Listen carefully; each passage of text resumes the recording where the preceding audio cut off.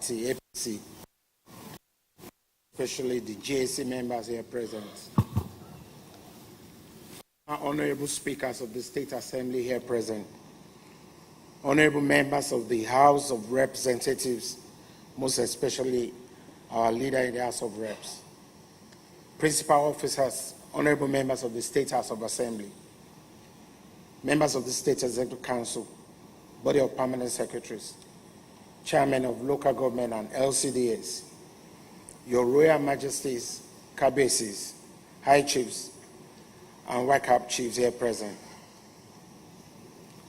the whole of corporate Lagos, ably represented by captains of industries here present also, distinguished guests, gentlemen of the press, good afternoon. The year 2017 remains a significant year in the history of Lagos State, as we celebrated our Golden Jubilee anniversary colorfully and successfully.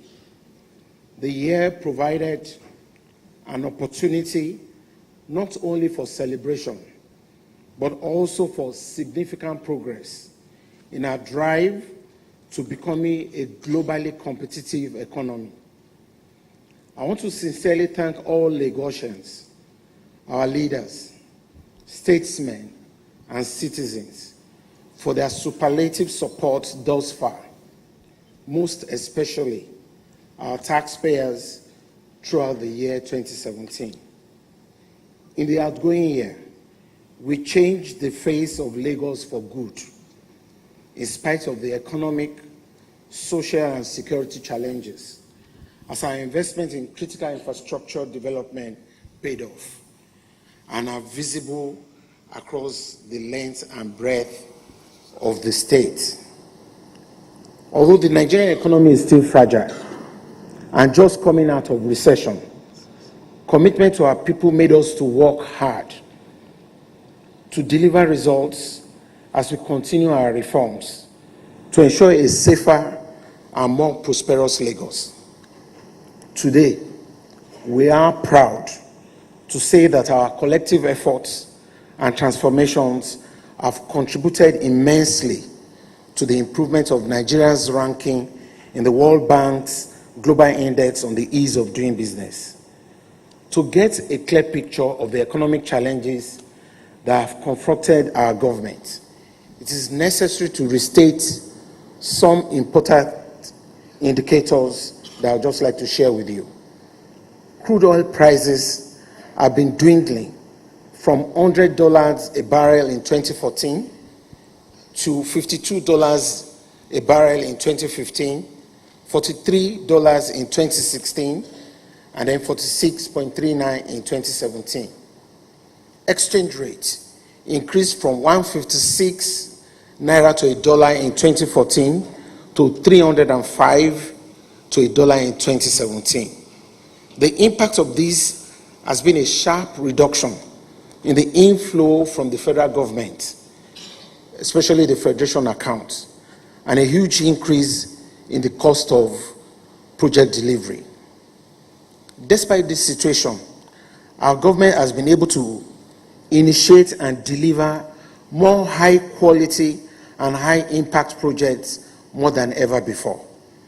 We have achieved this using a mix of astute financial management and prudency, increasing our internally generated revenues, adequate allocation of resources across all sectors, and an all-inclusive governance approach. It is significant to note that our administration has not contracted any new external loan to fund our projects since assumption of office. We have only completed transactions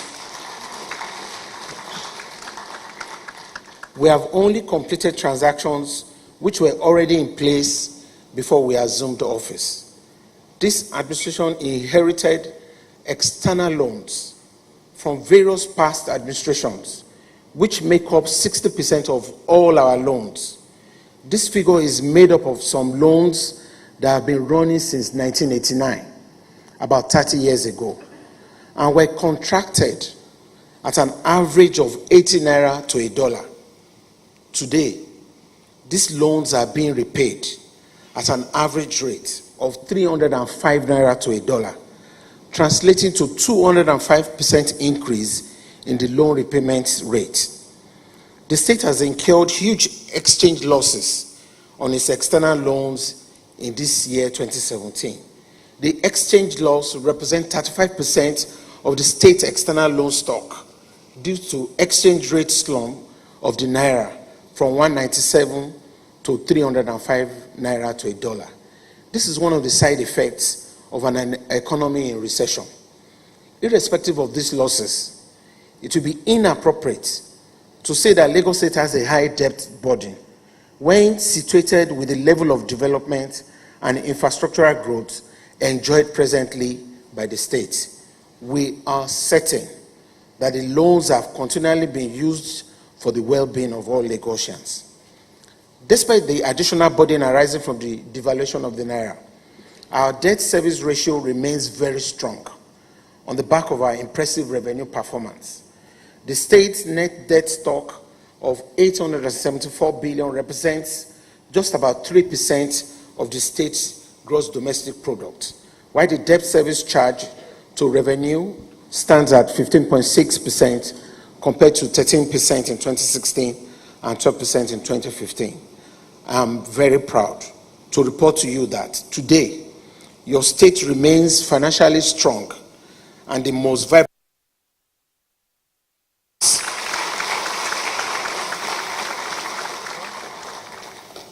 As part of the state's commitment to fiscal sustainability, we have continued to ensure that our deficit financing of capital projects remain within the global benchmarks, and our ratings, internationally and locally, have reflected our prudent management of public finance. The year 2017 Golden Jubilee budget of 812 billion was approved and signed into law this January 2017 to fulfill the expectations and priorities of our people. As of November 2017, the 11-month period, revenue performed at 448 billion, that's 76%, compared to the full year performance of 2016, that was just 449, and then 399 in 2015. Suffice it to say that the overall budget performance stood at 74% as of November 2017, and it is projected to close at around 85% by the end of the year 2017. The state's average contribution to the national gross domestic product from 2015 to 2017 remains very strong at about 30%. Mr. Speaker, honorable members, distinguished guests, ladies and gentlemen, despite our modest achievements in 2017, there's still much work ahead, and we must not relent in our efforts to give our people the best by way of continuous and efficient service delivery. Lagos has always been a trailblazer, and we must consolidate on the economic gains made so far by initiating people-friendly programs. It is our resolve in year 2018 to strive and complete all ongoing projects in order to meet their specified completion period and embark on new strategic projects. We intend to improve on our internally generated revenue in the face of the dwindling accruable revenue allocation from the federal government, sustain our vision on wealth creation and poverty alleviation. Year 2018 budget. The proposed budget is christened Budget of Progress and Development. It has a size of 1,146,181,680 naira. So 1.046 trillion. The budget will be used to consolidate on infrastructure, education, transportation, traffic management, security and health, with an added emphasis on mandatory capacity building for civil servants, all teachers in public secondary and primary schools, officers in the health service sector, and women and youth empowerment, alongside our medium and small micro-sized entrepreneurs. The proposed budget represents an increase of 28.6% over 2017 budget with the following key components. Recurrent expenditure, 347 billion. Capital expenditure, 699 billion.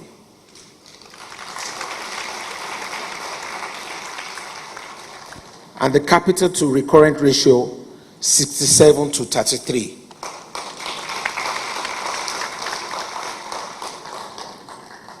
The estimate of total revenue for year 2018 is 897 billion, of which 720 billion will be generated internally.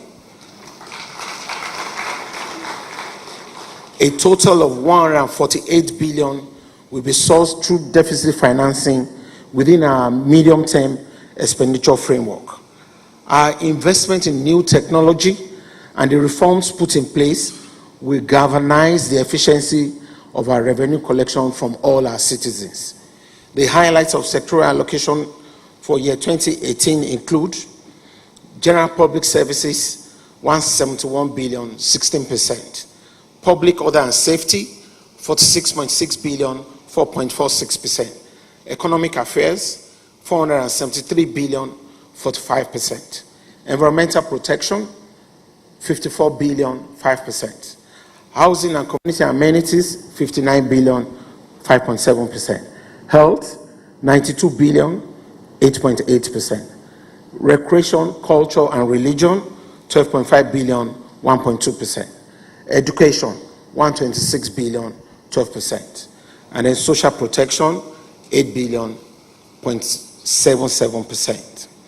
In 2018, economic affairs will continue to dominate and get the largest allocation of the budget, as there is a lot to be achieved in the coming year. Mr. Speaker and honorable members, it is our desire to maintain the tempo of continuous construction, rehabilitation, upgrading and maintenance of network of roads throughout the length and breadth of the state, including those within the boundaries of Lagos and Ogun states. With the favorable weather conditions prevailing now, this year's local government roads, totaling 181, will be commenced as contractors will be mobilized immediately. We have made provisions for continuous gridlock resolution, junction improvement, construction of more lay-bys and advancement of signalization that will improve traffic congestion, especially along the Lekki-Epe corridor. Other key projects that we have provided for include the Agege Pen Cinema flyover, alternative routes through Okera in Etiosa to Ekpe-Lekki Expressway, 8-kilometer regional road to serve as alternative route to connect VGC with Freedom Park in Lekki Phase 1, completion of the ongoing reconstruction of the Oshodi International Airport Road into a 10-lane road, the BRT lane from Oshodi to Abulegba, and many other projects that will be highlighted later.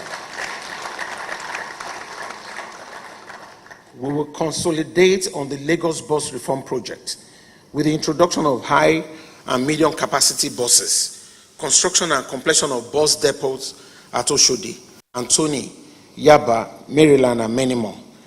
In the area of job creation, we will construct an ICT-focused incubator center in Yaba, while the development of Imota and Igbonla Light Industrial Park, as well as the provision of additional small-scale industrial estates in Shala, will commence. The State Employment Trust Fund will disburse more funds to Lagosians to support business and stimulate the economy. From feedback of Lagosians, more emphasis will be placed on the successes already recorded by the Employment Trust Fund to get more of our unemployed youth into gainful employment. The process leading to the movement of Mile 12 Market to Imota, which commenced in 2016, has reached an advanced stage and will complete the infrastructure in the new location in good time to pave way for relocation next year. We will vigorously pursue our planned direct intervention in the power value chain towards generating 3,000 megahertz embedded power for Lagos. This is a 3-year plan for us to achieve a 24/7 power supply for this state. The challenge of inadequate power supply must be resolved for our economy to perform optimally. And we believe the provision of this essential utility can no longer be left in the hands of the federal government alone to solve. We must complement each other for the overall development of our nation. We will continue to rekindle our efforts in the area of tourism, sports, arts, and culture by ensuring that our objective of making the state the tourism, sporting, and entertainment hub of our nation is conscientiously pursued. In order to achieve this, we will focus on some of these projects. Completion of the 5 Ikorodu, Badagry, Epe, and Ikeja. We establish a heritage center at the former Federal Presidential State House, recently handed over to our government. We build a world-class museum between the former Presidential Lodge and the State House Marina. We fast-track the construction of the proposed 4 new stadia in Igbogbo, Epe, Badagry, and Ajeromi Felodun, particularly the Maracana Stadium in Ajegunle. We'll complete the ongoing Epe and Badagry Marina project that will turn both areas into world-class destination for tourists and adventure seekers. We are mindful of the housing needs of the citizens. That is why we are poised on completing all ongoing housing projects, especially those at Bagada, Igbogbo, Iponri, Igondo, Omole Phase 1, Shongotedo, and Ajara Badagry for delivery to our subscribers under the rent-to-own policy of this administration. Distinguished guests, ladies and gentlemen, this budget asks something for everyone, young and old, man or woman, including the physically challenged, in line with our vision of making Lagos work for all. We shall also make massive investments in the area of healthcare, health insurance, education, food security, and general public service. I want to use this opportunity to acknowledge the cooperation and support received from the citizens of Lagos, members of the business community, professional bodies, NGOs, and the state civil servants in years past. We thank you all for the support while soliciting for your continuous collaboration. Our modest achievements so far have been made possible by all the citizens that have been paying their taxes willingly and faithfully. It is expedient for me, therefore, to appeal to all our citizens and corporate entities to perform their civic responsibility by paying their taxes as and when due. As we commence our Cleaner Lagos Initiative program, I strongly appeal to all citizens to embrace the public utility levy that will commence in January 2018 for a cleaner, healthier Lagos. The success of the proposed 2018 budget will rest on our commitment to succeed, drive to be self-sustaining, and accelerate growth in both infrastructural and economic reforms through revenue enhancement, especially on the fiscalization of consumption taxes, reenactment of the land use law, and implementation of fiscal planning regulations, amongst others. As a result, we all have a huge responsibility at ensuring that the 2018 budgetary estimates become a reality as we take another giant stride in the history of our sustainable fiscal responsibilities. In line with our tradition, the Honorable Commissioner for Finance will provide further breakdown of the proposed 2018 budgetary estimates to the public later today. I have left my commendation and appreciation of the House of Assembly for last, so that the message of dutiful and selfless work rendered by this Assembly is well delivered. I am yet to see any House of Assembly in the country that is as dynamic and robust as the Lagos State House of Assembly.